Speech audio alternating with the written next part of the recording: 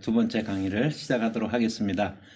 우리 첫 번째 강의에서는 이제 교회를 이야기하기 전에 이제 세계가 어떠한 변화의 과정에 있는지 또 어떠한 위치에 놓여져 있는지 그 좌표를 한번 생각해보는 그런 시간을 가졌습니다. 그래서 세계는 어떤 흐름을 가지고 있고 또 한국 사회는 어떤 과제가 있는지라고 하는 것을 대략적으로만 우리가 이제 살펴보았고, 그리고 나서 이제 이번 강의에서 두 번째 강의로 특별히 한국교회의 과제, 그래서 한국교회가 당면한 도전들이 무엇인가라고 하는 것을 두 번째 시간에 주로 좀 다루고자 합니다.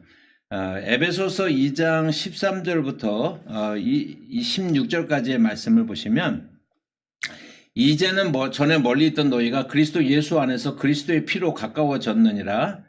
그는 우리의 화평이신지라. 둘로 하나를 만드사 원수된 것 곧 중간에 막힌 담을 자기 육체로 허시고 법조문으로 된 계명의 율법을 폐하셨으니 이는 이 둘로 자기 안에서 한 세 사람을 지어 화평하게 하시고 또 십자가로 이 둘을 한 몸으로 하나님과 화목하게 하려 하심이라. 원수된 것을 십자가로 소멸하시고 라고 이렇게 말씀하고 있는데, 특별히 여기에 에베소서 2장 15절에 한 세 사람이라고 하는 것이 굉장히 중요한 그런 개념입니다. 그래서 원 뉴맨이라고 얘기하는데, 원 뉴맨 사상이라고 하는 것은 유대인과 이방인들이 원수지간이었잖아요. 그런 사람들이 십자가로 말미암아 하나가 되어졌다라고 하는 거예요. 그래서 하나님이 교회를 불러내신 목적은 뭐냐면, 이 세상에서 자기의 위치는 어떤 사람은 유대인이고 어떤 사람은 이방인이고 어떤 사람은 진보고 어떤 사람은 보수고 그렇다고 할지라도 그것 때문에 교회가 깨어지거나 교회가 문제가 되어지는 것이 아니라,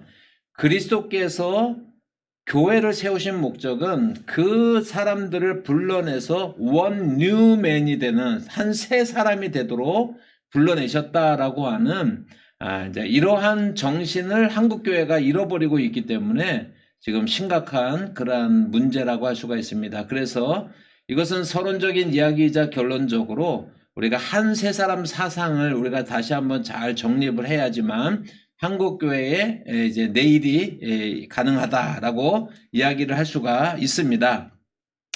한국교회가 당면한 그러한 도전들 중에서 특별히 문제가 되고 있는 것은 뭐냐면, 미국의 극우 기독교라고 할 수 있는 그러한 미국의 극우 기독교 세력과 동조화가 일어나고 있는 것이 한국의, 소위 말해서 한국의 태극기 기독교의 성격을 우리가 좀 같이 읽어낼 수 있어야 되는 것입니다. 특별히 미국의 기독교의 중요가 우파적인 기독교 우파의 생겨나게 된 그런 배경이 뭐냐면, 1960년대 그런 이후로 이제 미국이 경랑 속에 이제 빠져들어가게 되는데, 인권운동, 60년대 미국의 인권운동, 극심한 사회불안을 야기시키면서 인권운동, 그리고 여권운동들이 일어나고, 그 다음에 프랑스 같은 데서 68혁명으로 또 그 경향이 미국 사회에 아주 강타를 한 이제 그런 상황을 우리가 이해를 해야 되고요. 그 중에서도 1973년도에 미국의 대법원이 로앤 웨이드라고 하는 그런 법안을 통과시켰는데, 그 대법원에서 그 내용은 낙태를 합법화시킨 것입니다. 그 낙태 합법화를 계기로 해서 일군의 어떤 근본주의적인 성향을 가지고 있던 목사들이 결속을 하기 시작을 했어요. 정치적으로 결속을 하기 시작을 했습니다. 그래서 그들이 수년 동안 이제 73년 이후에 수년 동안 이제 노력을 해서 정치적인 어떤 결사체적인 성격을 가지고 있는, 그래서 교회와 정치 세력을 겸한 기독교 우파적인 그러한 집단이 1970년대 후반에 이제 생겨나게 되고, 그 정치적인 조직들을 통해서 성공한 것이 레건 대통령을 대통령으로 옹립하는데, 당선시키는데 결정적인 그런 공헌을 그들이 이제 세우게 됩니다. 그 기독교 우파의 목적이, 왜 기독교 우파의 목적이 뭐냐? 그것은 아까 말씀드린 것처럼 60년대, 70년대 강력한 세속화의 그런 흐름들 속에서 세속화의 경향을 좀 막고 크리스텐dom을 좀 회복하자라고 하는 것이 그들의 목표이고요. 또 하나는 그런 가운데서 가정을 회복시켜야 된다라고 하는 것이 그들의 목표였습니다.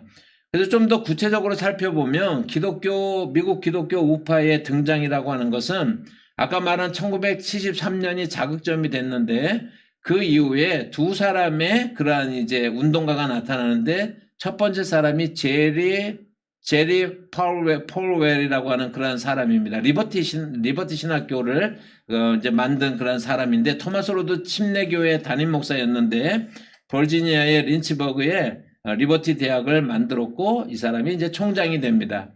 그러면서 그 제리 폴웰이 미국의 전통적인 가족의 가치가 훼손되어졌다. 그래서 1979년도에 모럴 머조리티라고 하는 도덕적 다수라고 하는 그런 단체를 결성을 합니다. 그리고 이제 기독교 보수 정치 운동을 하는 기독교 보수의 그러한 이제 그 역할을 시작을 해서 아까 말씀드린 것처럼 레이건 당선에 지대한 공헌을 세우게 됩니다. 그래서 이 제리 폴웰이 그 도덕적 다수에서 주장하는 것은 뭐냐면 낙태 반대, 동성애 반대, 학교 내 기도를 부활하자, 당시 인종차별이 존재하던 남아프리카 공화국을 지지하고 그리고 사회복지 예산의 증액을 반대하는 이런 정책들이 특별히 그러한 기독교 그 보수 운동을 했던 제리 폴웰이 주장한 그러한 정책들이라고 할 수가 있습니다. 두 번째 인물이 팻 로버슨이라고 하는 그런 사람이 있는데 침례교파의 은사주의였던 이 사람은 대통령 선거까지 나왔던 사람으로 이제 유명한데요. 1989년에 이제 기독교 연합이라고 하는 것을 이제 결성을 하게 됩니다. 그래서 라디오 진행 프로그램으로 700클럽이라고 하는 유명한 그러한 그 라디오 프로그램의 진행자로서 아마 현재의 이 팻 로버슨은 현존하는 그 복음주의 진영 내의 가장 부자라고 할 수가 있습니다. 나중에 다시 한번 말씀을 드릴게요. 이들의 그 기독교 우파의 주장을 우리가 좀 깊이 우리가 좀 살펴볼 필요가 있는데 기독교 우파의 주장이 뭐냐면 제가 이제 아까 몇 가지 이제 일별하면서 말씀을 드렸지만 하나하나 좀 보게 되면 가정에서의 여성의 역할이 회복돼야 된다라고 하는 거예요. 가정을 회복하기 위해서는 여성의 역할이 회복돼야 되는데 여성의 가장 중요한 그런 창조주 하나님의 여성에게 부여한 가장 중요한 역할이 뭐냐면 자녀 교육과 남편 내조 잘하는 것이다 라고 그렇게 이야기를 하고 소위 말해서 페미니즘 운동에 대해서 굉장히 이 사람들이 반대하고 그것의 대척점에 서 있습니다.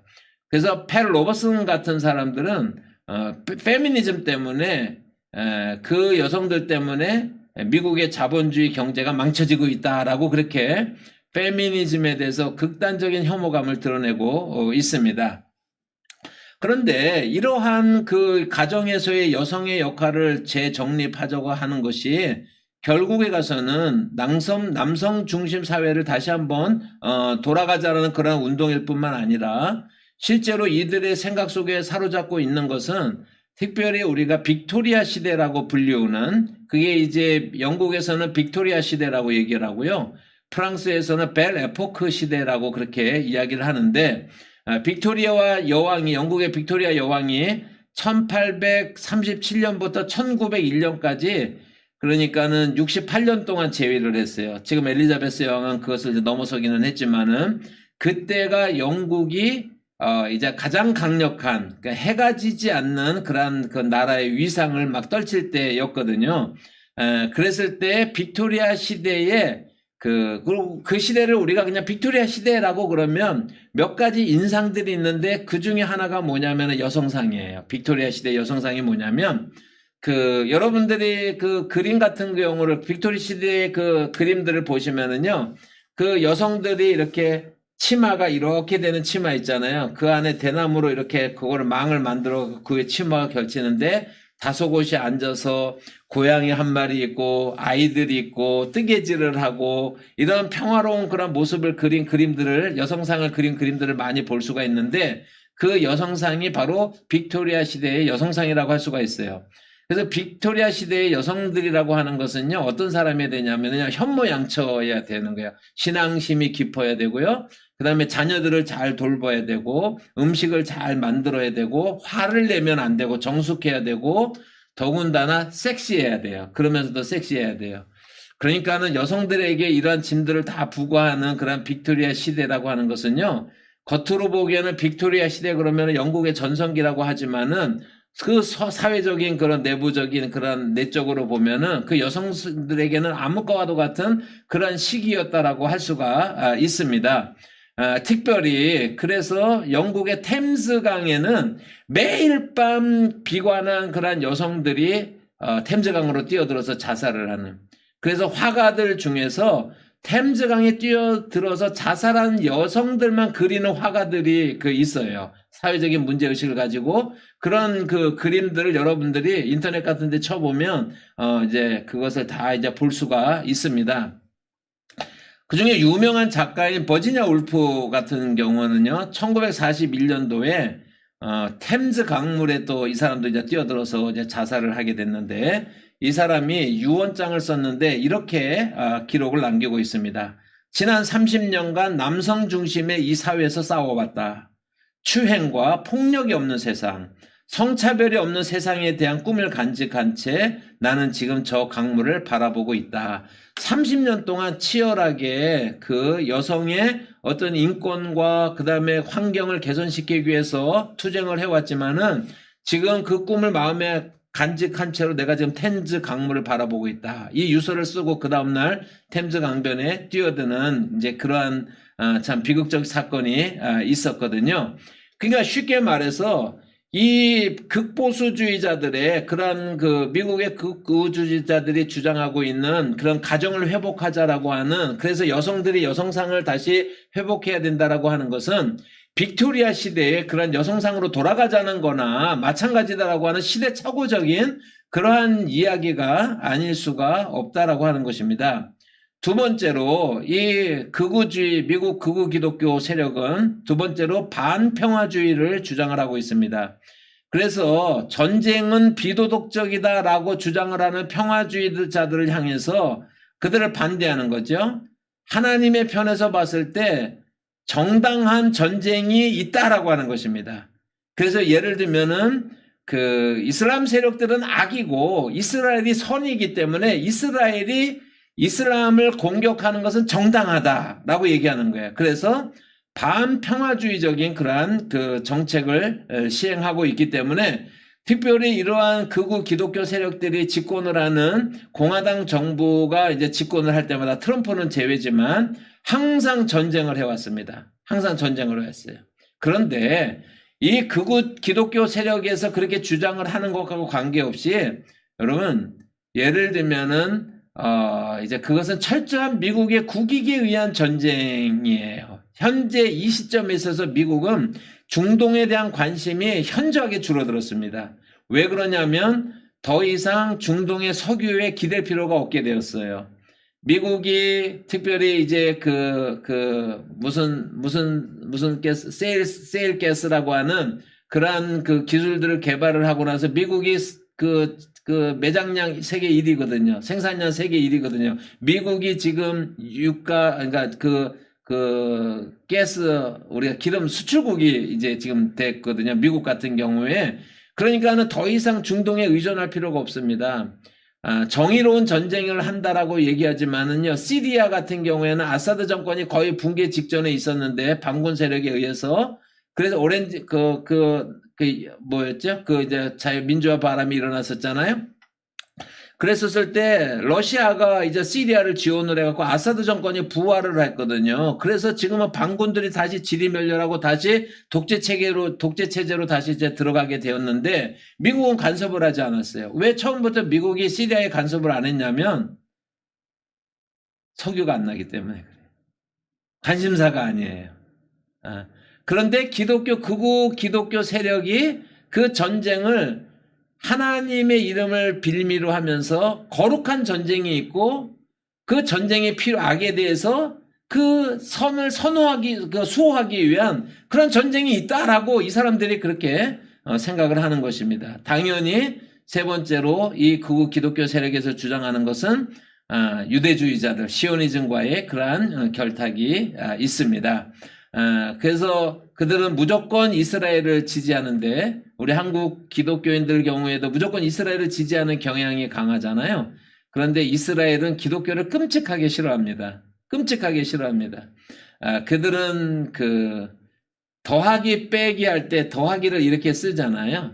그런데 이스라엘에서는 더하기가 위에서 십자가 모양이잖아요.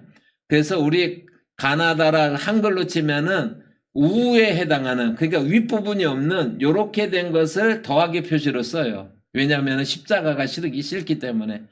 그러니까 이스라엘은 반기독교적인데 기독교인들은 잘못된 종말론과 또 잘못된 그러한 극우 기독교의, 미국의 극우 기독교의 영향을 직접적으로 받아서 이스라엘에 대한 막연한 그러한 후원과 그 다음에 절대적인 그런 찬성을 보내는 경향을 지금 한국교회가 가지고 있다. 그것은 미국 극우 기독교 세력에 그대로 추종하는 것이다 라고 하는 것입니다. 그리고 미국 극우 기독교 세력의 네 번째 주장이 뭐냐면 반공주의라고 하는 것입니다. 그래서 자본주의가 최고의 해결책으로 하나님이 내리신 그러한 정책이다, 주의다라고 그렇게 주장을 하면서 이 사람들은 특별히 유엔이 작용화됐다라고 생각을 해요. 유엔이 작용화됐다라고 생각을 합니다. 여러분 한국에서 많이 어떤 사람한테서 들은 얘기들이죠. 그것이 그대로 사실은 미국의 극우 기독교 세력들이 주장하는 그러한 주장들입니다. 그래서 이 사람들은 자본주의가 하나님이 내리신 그러한 원리고, 그리고 철저하게 반공주의, 공산주의에 대한 반대. 저도 공산주의는 실패했다라고 보기는 합니다만은, 그런데 여러분 공산주의나 자본주의가 성경적일까요? 여기에 대해서 질문하지 않고 자본주의를 무조건 옹호하는 것입니다. 자본주의는요, 카멜레온의 옷을 입고 있어요. 자본주의는 그때마다, 그러니까 아담스가 주장했던 자본주의는 오늘날 없어요.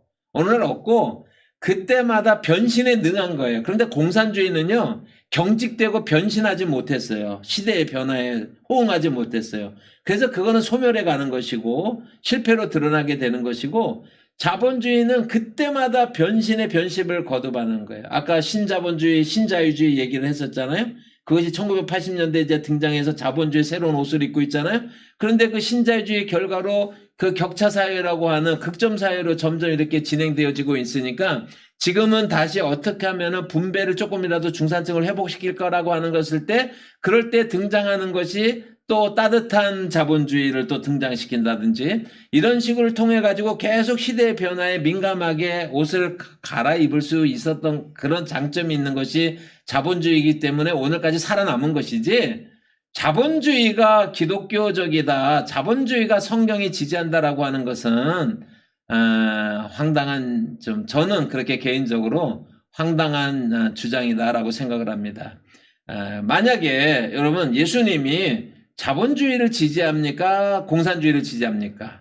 예수님이 부자의 친구입니까? 가난한 자들의 친구입니까? 그럼 예수님이 가난한 자들하고 같이 예수님이 지내셨으니까 예수님은 공산주의자겠네요? 여러분 그 질문이 지금은 어떤지 모르지만은 과거에는 심각한 때가 있었습니다. 제가 청년 사역을 할 때 그런 질문을 받을 때마다 이렇게 이야기를 하는데요. 당신 질문이 틀렸다라고 얘기를 해요. 왜 그러냐면 자본주의라든지 공산주의라든지 이제 그러한 제도들은 19세기에 나온 거거든요.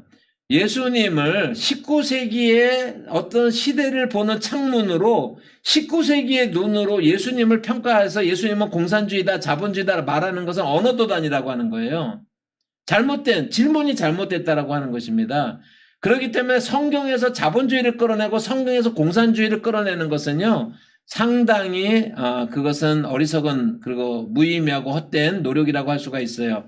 해방신학자들이 주 텍스트로 삼고 있는 것이 누가복음이에요. 누가복음 같은 경우에 보면은 특별히 가난하고 약하고 소외되고 이런 사람들에 대한 관심을 많이 기울이고 있습니다. 누가복음인데, 그런데 그 누가복음에서조차도 삭개오와 같은 부자가 어떻게 예수님을 믿고 있는가. 그래서 사실은 누가복음 자체가 균형을 가지고 있어요. 균형을 가지고 있어요. 그렇기 때문에 성경을 가지고 어떤 이즘을 성경을 통해서 증명해내려는 그런 시도들은 건강한 시도가 아니다. 그러나 어쨌든 미국의 극우 기독교 세력들은 공산주의를 반대하면서 자본주의야말로 하나님이 우리에게 허락하신 천상의 제도다. 이 땅에서의 제도다. 라고 그렇게 주장을 하고 있다라고 하는 것입니다. 그 다음에 다섯 번째로는요. 이 미국의 극우 기독교주의자들은 복지를 반대합니다. 복지가 사람들을 게으르게 만든다라고 하는 거예요. 그래서 복지라고 하는 것은 사회 안전망으로서 접근하는 것이 아니라 이것은요. 미국에 침투한 사회주의자들의 그런 실예라고 이렇게 주장을 하는 것입니다. 그래서 미국의 빈부격차를 심화시키고 그 신자유주의를 통한 그러한 그것을 적극적으로 옹호를 함으로써 그러한 실력이 있는 사람들이 그러한 기회를 먼저 가지고서 더 잘 사는 것은 당연하다라고 주장을 하는 것이 미국의 극우 기독교 세력의 그런 주장이다라고 할 수가 있습니다. 이제 나중에 좀 더 여기에 대해서 말씀을 드릴 거예요. 그 다음에 여섯 번째로 보면은 윤리라고 하는 것은 대윤리와 소윤리로 나누어진다라고 할 수가 있는데 예를 들어서 대윤리라고 하는 것은 정의의 문제라든지 그러니까 이것은 이제 우리가 매크로 에틱스라고 불리우는 대윤리라고 하는 것은 정의의 문제, 전쟁의 문제, 빈부격차의 문제, 기후변화의 문제 그래서 인류 전체의 삶에 크게 영향을 미치는 한국 국가 단위의 전체에 큰 영향을 미치는 그러한 주제들을 다루는 대윤리가 있지만 또 마이크로 에틱스라고 불리우는 동성애, 낙태 이제 이런 부분들이 있는데 특별히 미국의 극우 기독교 세력들은요. 대윤리에 대해서 관심이 없어요. 트럼프가 대통령이 되고 나서 행정서명 1호가 뭐냐면 세계 기후협약에서 탈퇴하는 거예요. 이산화탄소로 말미암아서 지구가 온난화 현상이 일어났다는 것은 과학적 증거가 없다. 그러면서 지구의 그 세계 기후 그런 협약으로부터 탈퇴한 것이 1호 행정명령이었거든요. 그러니까 그것이 다 극우 기독교 세력의 영향하 속에서 그렇게 작동되어지고 있는 거예요. 그러면서 이 사람들은 그러한 대윤리에 대해서는 관심이 없고 뭐에 대해서만 반대하면 되냐면 동성애와 낙태의 문제가 이들이 어떤 행동을 결정하는 데 있어서 중요한 이렇게 중요한 그런 어떤 입장이라고 할 수가 있습니다. 그런데 아까 말을 했지만은 낙태를 반대해요. 그래서 요즘 같은 게 최근에 작년에 텍사스 대법원이 이제 미국 국가 대법원이 아니라 텍사스 대법원이 텍사스 주 내에서는 낙태를 금지한다라고 그렇게 아주 명시적으로 이제 했거든요. 그래서 그것이 미국 사회에 지금 큰 이제 혼란을 불러일으키고 큰 혼란을 불러일으키고 있는데 그런데 예를 들어 가지고요. 이제 그 미국의 그 극우 기독교를 보는 시각이 어떠냐면요. 예수님을 믿지 않는 사람들 더하기 그 다음에 좀 균형 감각을 가지고 있는 그런 기독교가 미국에는 이제 트렌드가 이제 여러 개가 있으니까 그 중에서 하나의 유형이거든요. 이것은요. 극우 기독교 세력은. 그런데 이제 다른 부류의 사람들이 다른 진영에서 다른 생각을 가지고 있는 사람들이나 믿지 않는 사람들이 극우 기독교 세력들을 볼 때 어떻게 딱 바라보냐면요. 아휴 이렇게 하는 거예요. 말이 안 통하는 사람들이라고 보는 거예요. 그러면서 이 사람들이 뭐라고 얘기를 하냐면요. 저 미국의 극우 기독교 세력들은 태어나지 않은 생명은 케어해요. 그래서 낙태를 금지시켜요. 왜냐하면 하나님이 주신 그 귀한 생명이 태어나지 못하도록 하는 건 살인행위다. 그래서 낙태를 반대하는데 적극적으로 나서는데요. 일단 태어나면 상관하지 않는다라고 하는 거예요. 그래서 태어나는데 그럼 왜 사람들이 여러 가지 낙태를 하는 요소들이 있겠지만 그중에서 사회적으로 약자들이 낙태하는 비율이 상당히 높지 않습니까? 그럼 그런 가운데서 태어난 아이들을 어떻게 해요? 이 사회 구성원으로 잘 성장할 수 있도록 사회 복지를 통해서 그 사람들이 잘 성장할 수 있도록 도와야 되잖아요. 그래서 더욱더 참된 크리스찬이라고 하면 그 사람들이 그 불우한 환경에서 어려운 환경에서 태어났지만 잘 태어났으니까 그 사람들이 이 사회 건강한 일원으로서 편입될 수 있도록 도와야 되잖아요. 그런데 복지를 반대해요. 그러니까 모순이라고 하는 거예요. 태어나지 않은 생명에 대해서는 관심을 갖지만 태어난 생명에 대해서는 관심을 안 가져요. 복지 반대하죠. 전쟁 찬성하죠. 그런 것이 지금 미국 극우 기독교 그 세력의 그러한 이제 현 모습이다라고 할 수가 있습니다. 그 다음에 이제 7번째로 우리가 좀 보게 되면 심판론으로 음모론, 예언 이런 것들을 아주 남발하고 있어요. 그래서 제리 포웰 아까 이거 이제 파운더나 이런 기독교 극우 기독교 세력의 어떤 파운더나 마찬가지인 이런 사람인데 이 사람은요 2001년 그 우리가 9.11이라고 말하는 그 월드 트레이드 센터가 건물 2개가 무너졌지 않습니까? 9.11 테러 직후에 이렇게 얘기를 했습니다. 이런 테러가 미국 내에서 일어난 것은 이교도들을 받아들이고 낙태를 찬성하고 페미니스트들이 활동을 하고 동성애자들, 포르노들이 범람하기 때문에 하나님이 심판한 것이다. 미국이 도덕적으로 타락을 해서 하나님의 보호의 손길을 거두신 결과로 9.11 테러가 일어났다라고 그렇게 주장을 했어요. 실제로요. 제리 포웰 같은 경우에는요. 팻 로버슨이라고 하는 또 다른 이제 대주주에 해당하는 이 사람 아직도 살아있는데 그 팻 로버슨은요, 특히 이런 예언들을 많이 했는데요. 2005년도에 허리케인 카트리나 때문에 그 많은 사람들이 이제 죽었잖아요. 그랬을 때 그 다음 주에 뭐라고 설교를 했냐면, 동성애 축제 장소에 하나님이 더 이상 참으실 수가 없어서 벌을 내리셨다라고 그렇게 주장을 했습니다. 이 얘기는 조금 있다가 다시 한번 하기로 하고요. 1982년까지 지구 멸망할 것이다 라고 예언도 했었고요. 2006년도에 또 다른 쓰나미가 온다라고 예언을 했었고요. 2007년도에 하나님께서 자기에게 하나님께서 메시지를 주신다 그러면서 9.11과 같은 다른 테러가 미국 내에서 또 벌어질 것이다 라고 얘기를 했고요. 2010년도에 헤이디라고 하는 IT의 대지진이 일어나지 않았습니까? 그랬을 때 이 폴 스티븐슨이라고 하는 사람이 헤이디 지진이 왜 일어났느냐? 악마하고 결탁한 부두교가 부두교가 원래 이제 그 헤이디의 토속 종교잖아요. 그러니까는 그들이 악마하고 결탁했기 때문에 하나님이 심판을 한 것이다. 그러니까 심판론, 예언 이런 것들로 이 사람들이 지금도 이제 가득 차 있다라고 하는 것입니다. 2005년도에 허리케인 카트리나 일어났을 때 제가 그때 미국에 있었는데 저희 교단에서 여러 가지 모금 활동을 할 때 제가 한인교회 대표로 여러 가지 모금 활동에 같이 참여해서 아주 또렷하게 기록에 이렇게 남는데요. 미국의 그런 허리케인 예보 시스템은 너무나 잘 되어 있습니다. 일주일 전에 허리케인이 얼만큼 왔다, 강도가 얼만큼이다, 5일 전, 3일 전, 2일 전 이것들이 다 되거든요. 그때가 기간적으로 봤을 때 뉴올리안즈 지역에 엘비스 프레슬리 음악 축제가 열리고 거기에 동성애자들이나 이런 사람들이 많이 오는 거는 사실이에요. 사실인데 여러분 허리케인이 온다라고 하는 예보가 이르고 나서 그 축제가 취소됐고 그 사람들은 다 돌아갔어요. 다 돌아갔는데 약 600명 정도의 희생자가 그때 미국의 자연재해로서는 엄청난 숫자거든요. 예고가 되어지는 자연재해로는 엄청난 숫자의 사람들이 희생을 당했는데 어떤 사람이 희생을 당했냐면 그 동성애를 즐기고 그 난잡한 음악 축제를 즐기러 왔던 사람들은 다 도망갔고요.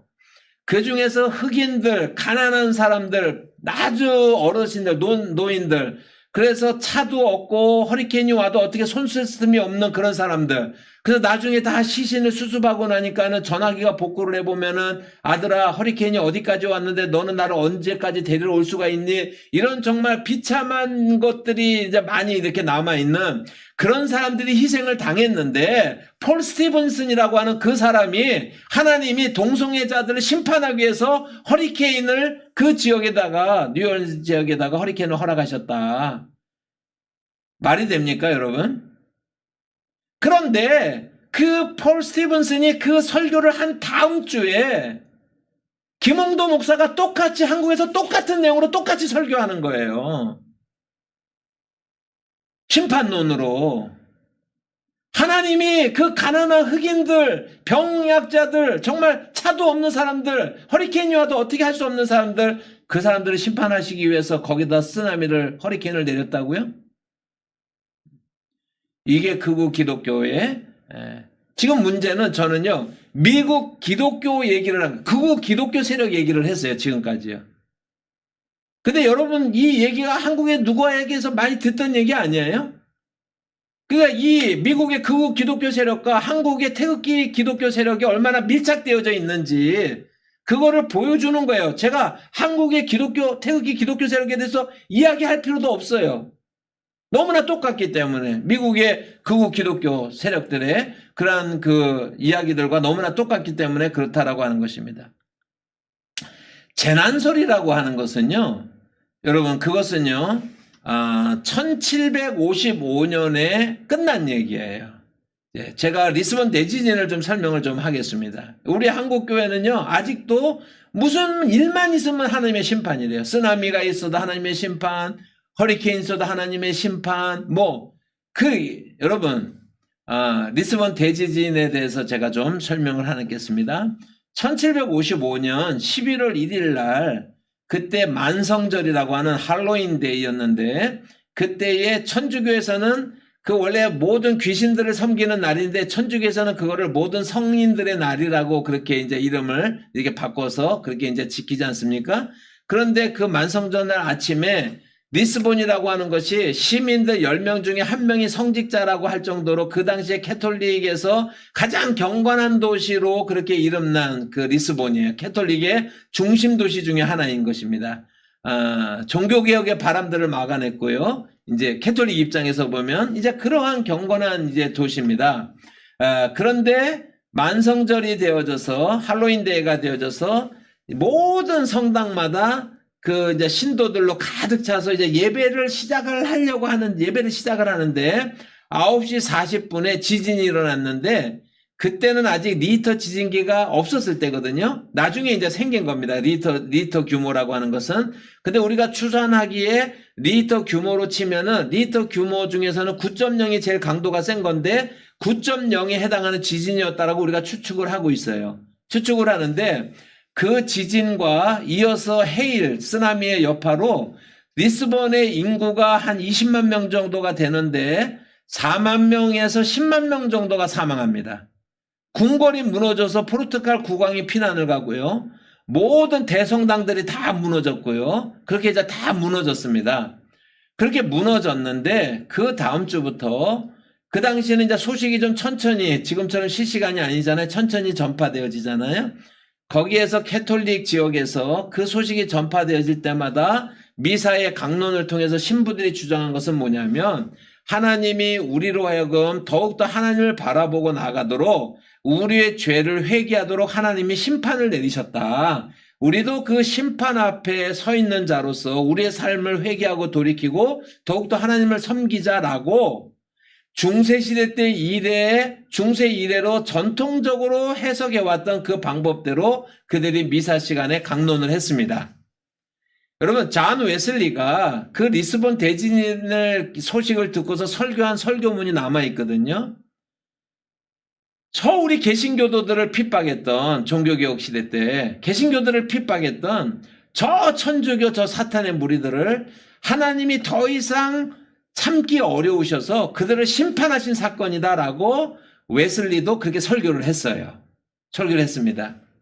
그런데 이 1755년은 어떤 시대였냐면, 더 이상 그러한 심판에 있어서 재난설, 하나님이 그 심판을 위해서 그런 재난을 내리셨다라고 하는 중세시대를 관통했던 그러한 설명이 더 이상 통하지 않는 시대가 되어버렸다라고 하는 것입니다. 18세기 리스본 대지진, 1755년 리스본 대지진 그 전에, 특별히 17세기 때 과학혁명의 세기다라고 얘기를 해요. 우리가 얘기할 때 그 과학의 혁명의 세기 때 갈릴레오라든지 케플러라든지 케플러 제1법칙, 제2법칙, 제3법칙 있지 않습니까? 뉴턴이라든지 이런 어마어마한 사람들이 나와가지고 이제 과학을 많이 발달을 시키게 되었거든요. 그래서 사람들은 특별히 데카르트 이래로 이성적인 사고를 이제 하고, 그 다음에 과학적인 진리들을 추구해 나가고, 과학적인 새로운 발견들을 많이 17세기를 통해서 했기 때문에 인류의 과학적인 지식이 이렇게 테이크오프 되는, 이렇게 점프하는 그런 시대를 지나간 18세기거든요. 그때의 계몽주의가 이제 서서히 이야기가 되어지고 있던 그런 시대였습니다. 그럴 때 리스본 대지진에 대해서 하나님의 심판론으로 이야기하고 있는 캐톨릭과 개신교의 교회들을 보고서요. 그 당시에 유럽의 지성사회가 기독교를 떠나는 결정적인 계기로 작용을 하게 됩니다. 그래서 그 리스본 대지진의 해석 때문에 계몽주의가 꽃을 피우게 돼요. 계몽주의가 꽃을 피운다라고 하는 것은 하나님의 자리를 거기서 끌어내리고 그 자리를 인간의 이성으로 채운 것이거든요. 이게 계몽주의의 특징이거든요. 그 결정적인 계기가 리스본 대지진이에요. 교회사에서는 리스본 대지진을 잘 안 배우는데 왜 안 배우는지 모르겠어요. 이게 너무나 중요한 사건인데. 홀로코스트만큼 중요한 사건입니다. 어떤 역사학자들은 그렇게 평가를 하고 있습니다. 여기에 우리가 알고 있는 많은 지식인들이 개입을 해서 한마디씩 하기 시작을 했는데요. 그 중에서 볼테르라고 하는 사람은 기독교에 대해서 아주 이 사람은 이렇게 비난하고 조롱하고, 볼테르 같은 경우에는요, 시계를 갖다 놓고서 청중들 앞에서 하나님을 비난합니다. 그러면서 하나님이 살아계시면 자기를 심판하라고 벼락을 내리든지 뭐든지. 그래서 5분 동안 하나님 욕을 막 해요. 그러면은 5분을 딱 재고 난 다음에 여러분 하나님이 살아계십니까? 그럼 청중들이 막 비웃는 거예요. 그런 식으로 기독교를 비웃고 이제 그런 사람이었고, 그리고 기독교는 약자들이나 믿는 약자의 목발과도 같은 것이다라고 그렇게 주장을 하는 것이 볼테르라고 할 수가 있는데, 그 볼테르가 1755년에 그 리스본 대지진에 대한 기독교 해석을 놓고서요, 아주 이렇게 조롱을 합니다. 왜 그러냐면은, 그 당시에 특별히, 그 당시에, 죄송합니다. 네. 거기 이제 튀어져 있죠? 그 당시에 알파마라는 그런 지역이 있었는데, 그 지역이 뭐냐면 리스본이 한 85%가 완전히 무너져 내렸거든요. 완전히 무너져 내렸는데 지진의 피해를 하나도 보지 않았던 알파마라고 하는 지역이 있어요. 알파마라고 하는 지역이 있는데, 여러분, 그런데 그 지역이 소위 말해서 그 사창가였어요. 사창가. 그러니까 이 리스본 심판이, 그래서 수많은 사람들이 죽고 성당에 미사 드리기 위해서 모인 사람들이 다 죽었는데, 천주교에서 그것은 하나님의 심판이다 라고 이야기를 하니까, 볼테르가 하나님이 심판을 했다면 사창가부터 심판해야 되는데 사창가만 멀쩡하고 다 무너졌거든요. 근데 무슨 그게 하나님의 심판이냐라고 하면서 조롱을 했었습니다. 여러분, 사회계약론으로 유명한 루소 같은 경우에는 자연으로 돌아가라 라고 하는 주장을 그렇지 않아도 해오고 있었는데, 리스본 대지진의 피해가 왜 이렇게 컸었냐면 도시화를 통해서 사람들이 도시 속에 많이 몰려 살고 있기 때문에 이런 피해가 극심해진 것이다. 그러니까 내가 주장하는 것처럼 자연으로 돌아가서 그렇게 하면서 흩어져서 살면 그런 피해도 적은 것이다 라고 나름대로 루소가 해결책을 제시하기도 했습니다. 칸트라고, 임마누엘 칸트 철학자도 여기에 한번 꼈는데요. 칸트는 교회 설명을 도저히 믿을 수가 없기 때문에 칸트는 지진의 과학적 원인이 무엇인가 라고 하는 것을 밝혀내려고 논문을 3개를 썼어요. 철학자인데. 그래가지고 결과적으로 틀리기는 했지만 어쨌든 지질학의 아버지라고 할 수가 있어요. 그래서 칸트 같은 경우에. 그래서 칸트는 어떻게 설명했냐면 땅 밑에 거대한 구멍이 있는데 거기가 불로 채워졌다라고 하는 거예요.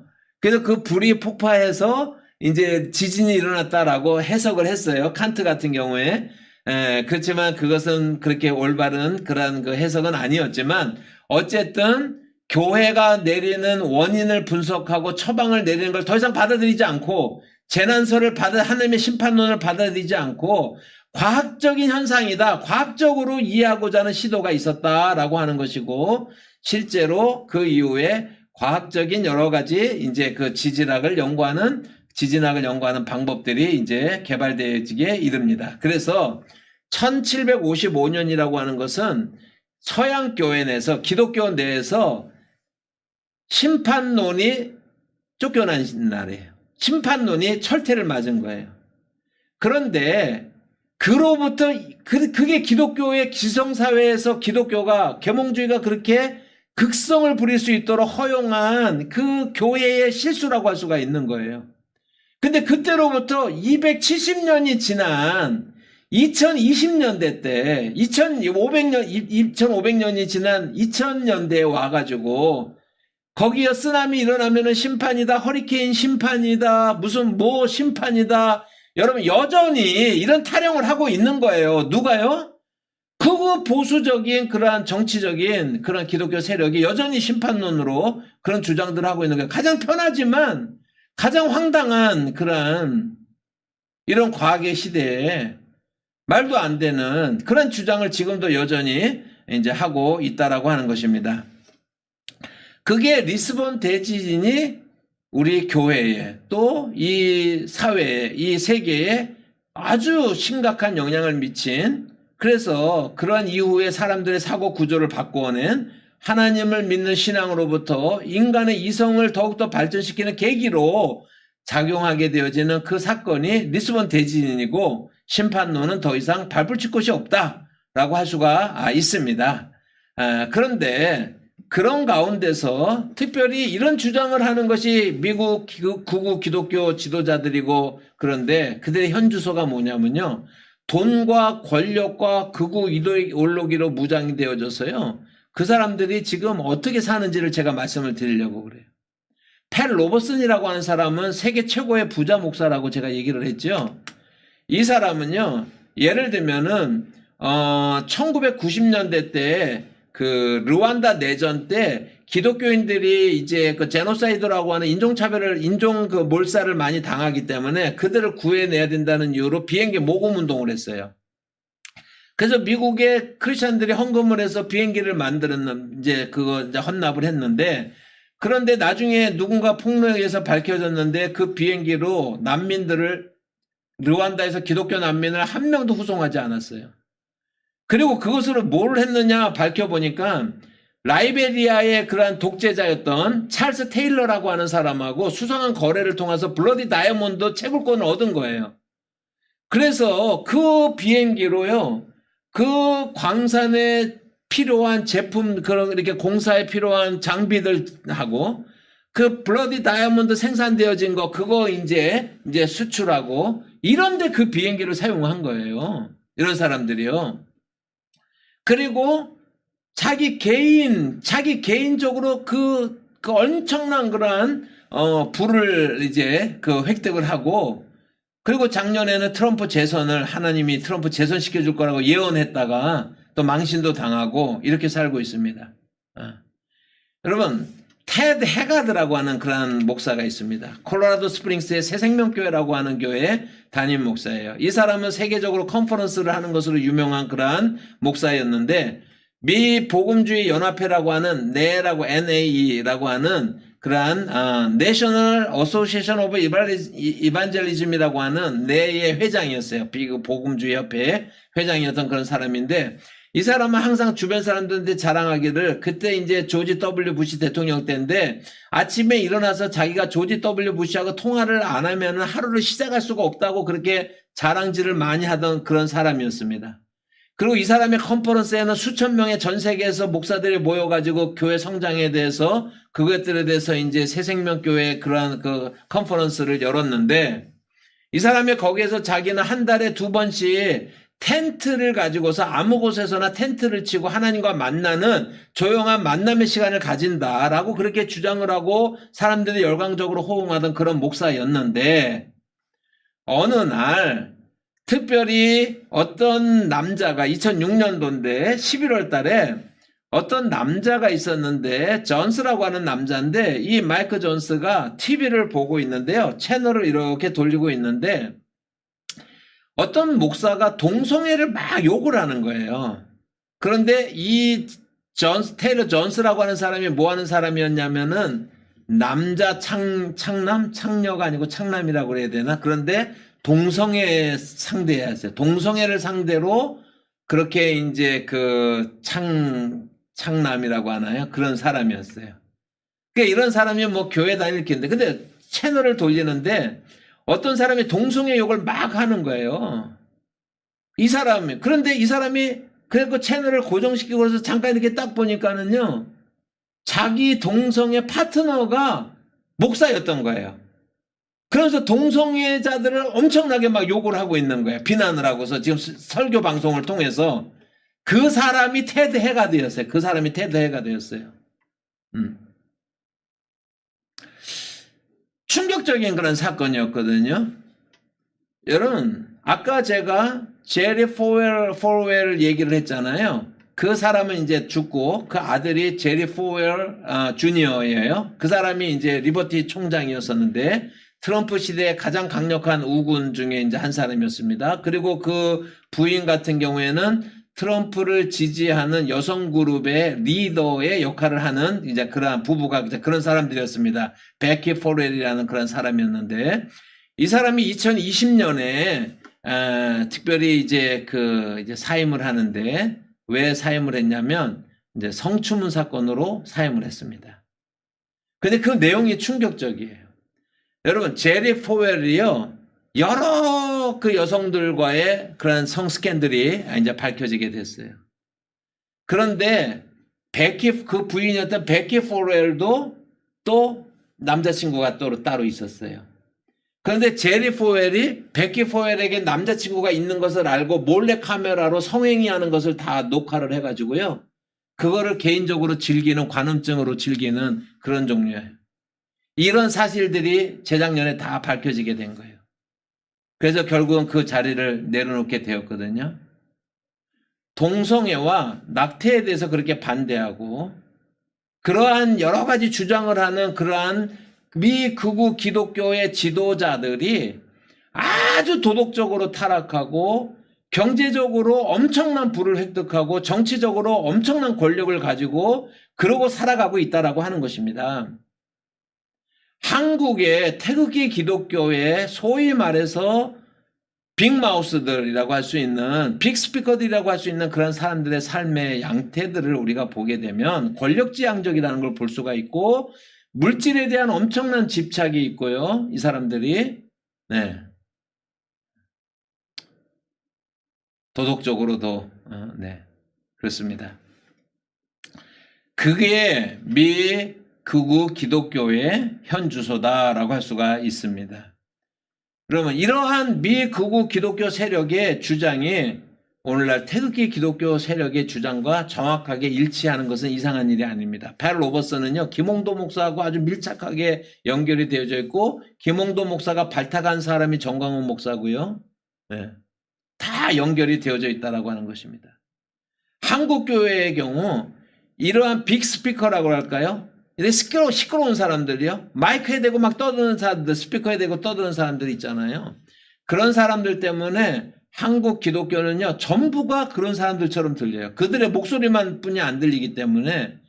그래서 한국 사회의 증오심을 부추기는 거예요. 증오사회라고 그랬잖아요.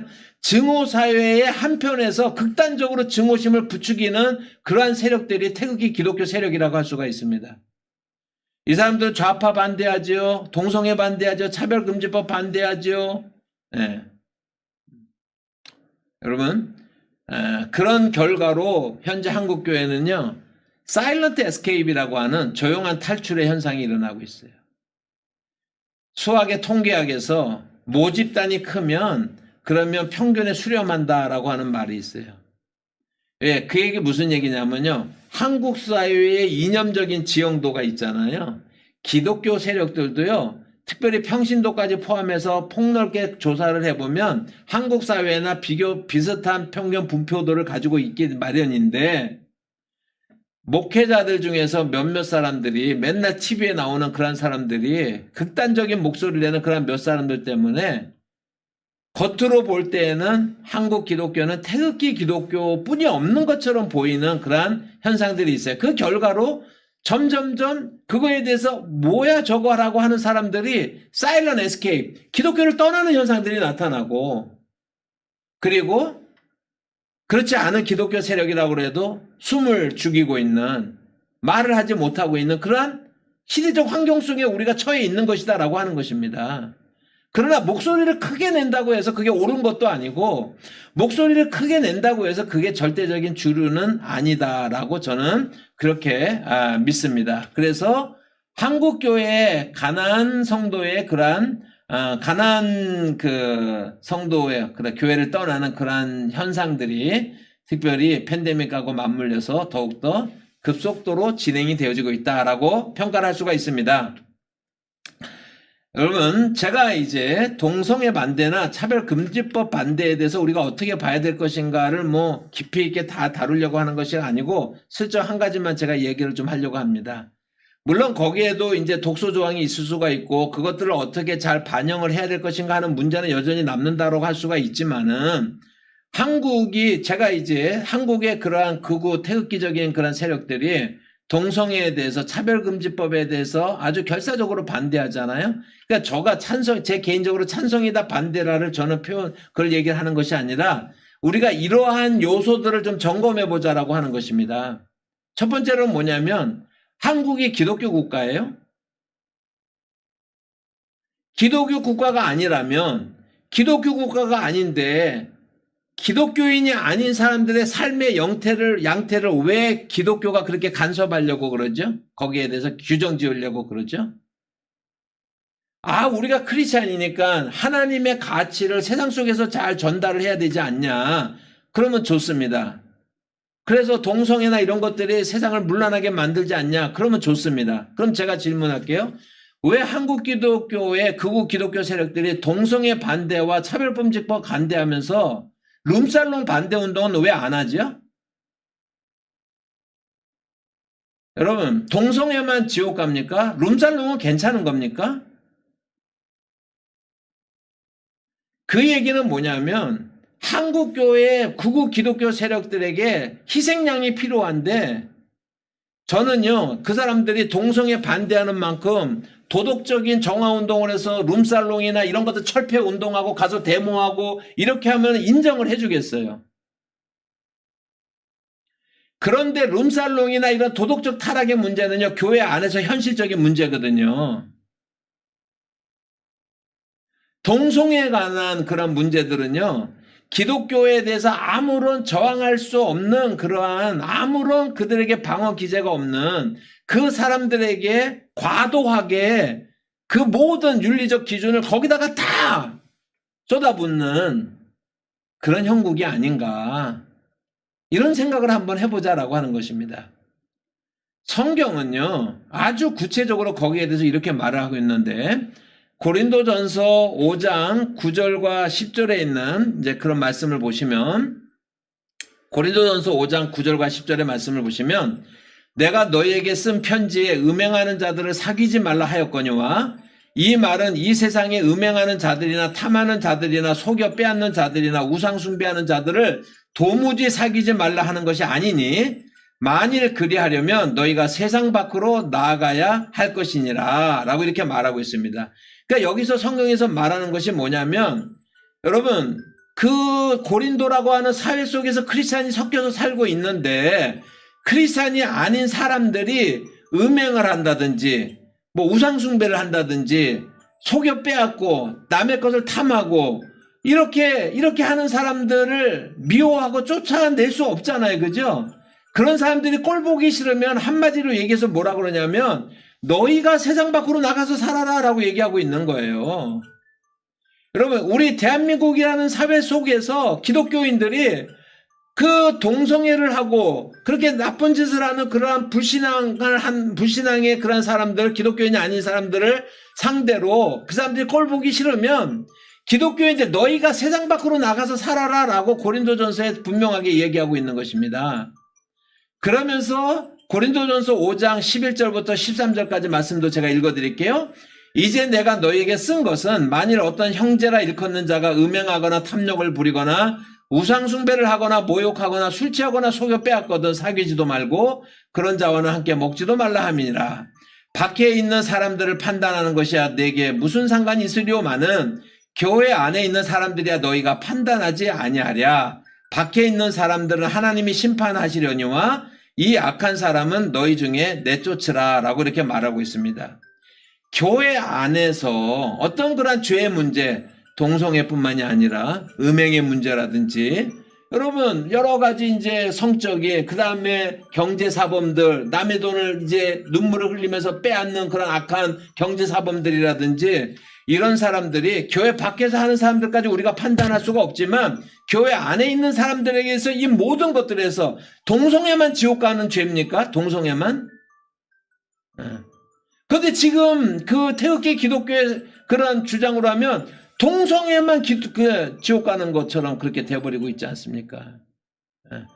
그래서 그것은 기독교의 많은 주제들 중에서 아주 작은 주제를 평균 이상으로 부풀려 가지고 그것이 모든 것을 가르는 기준처럼 사용하고 있는 것이 그것이 과대평가되어지고 그렇게 되어지는 것이 잘못되었다라고 그렇게 생각을 합니다.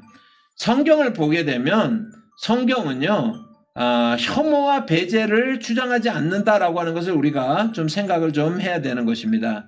그래서 성경은 공산주의와 자본주의를 지지하지도 않지만 혐오와 배제가 아니라 포용과 환대를 통해서 기독교회는 그렇게 하면서 복음을 전해왔던 게 기독교의 역사라고 하는 거예요. 기독교의 역사라고 하는 것이. 그래서 기독교라고 하는 것은 혐오와 배제를 숙주로 해서 자라나는 곰팡이가 아니라 사랑과 환대와 원수를 갚지 않음과 정말 세상의 가치에 전도되는 그러한 일들을 적극적으로 실행함으로 말미암아 기독교는 기독교로서 정체성을 유지했고 그것을 통해서 전도하면서 많은 사람들이 기독교인이 되고자 하는 그런 시대를 우리가 경험을 했었다라고 하는 것입니다. 결국에 이러한 그 미국의 극우 기독교와 동조화되어 있는 한국의 태극기 기독교의 세력은 사실은 동성애를 반대하고 차별금지법 반대하는 것이 종교적인 아젠다가 아니라 정치 아젠다로 삼은 거예요. 여러분, 실제로는. 그래서 이제 그 정도로만 제가 말씀을 좀 드리도록 하겠습니다. 특별히 한국교회에서 또 하나 이제 잘못된 것이 있는데 그것은 뭐냐면 영역주권론에 대한 이해를 잘못하고 있는 거예요. 영역주권론이라고 하는 것.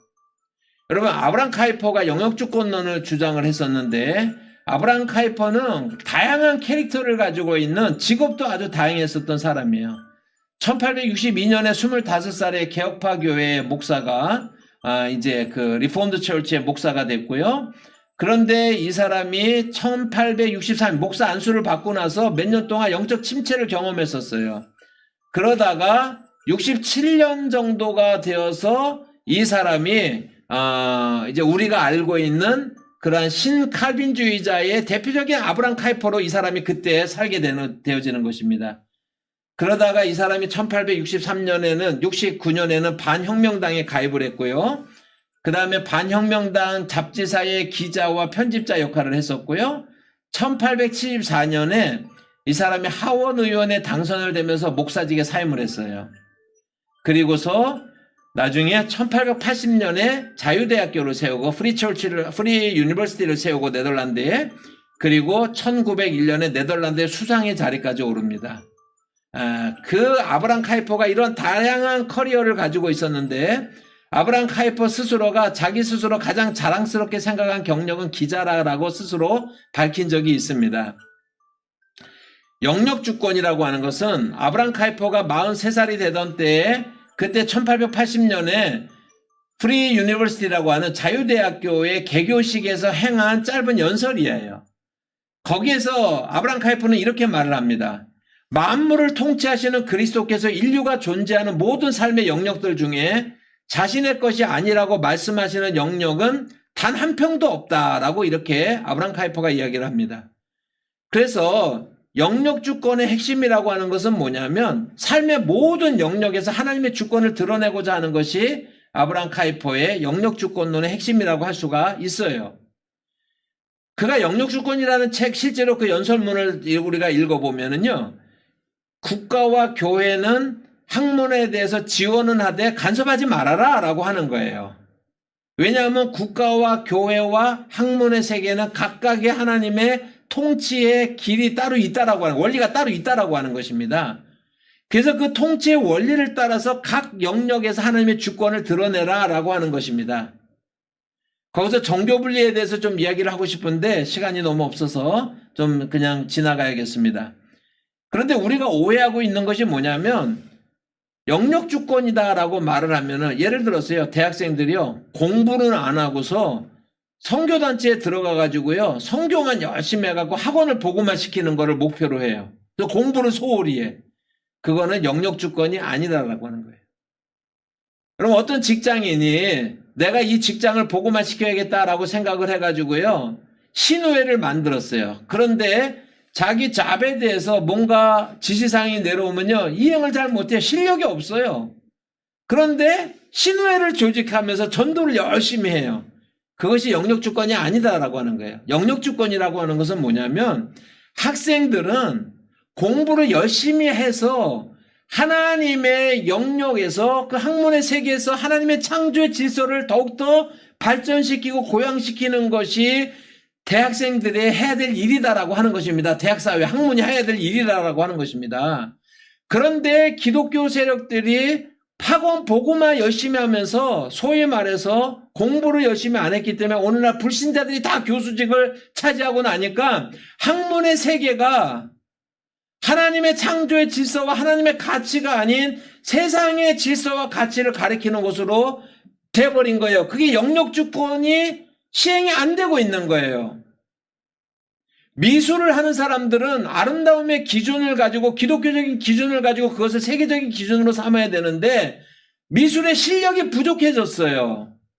그래가지고 여러분 괴기한 우리가 볼 때 미학적으로 아주 괴기한 그런 모습들인데 그런 미술이 대작이 돼요. 왜요? 하나님의 아름다움을 그 영역주권을 우리가 제대로 받들지를 못한 결과라고 하는 것입니다. 여러분 그래서 이 시대에 영역주권이 이제 다시 한번 제대로 이제 구현될 그런 필요를 우리가 느끼고 좀 늦은 감은 있지만 우리가 다시 시작해야 된다고 하는 것입니다. 그리고 한국교회의 도전 중에 또 하나는 사유화 문제죠.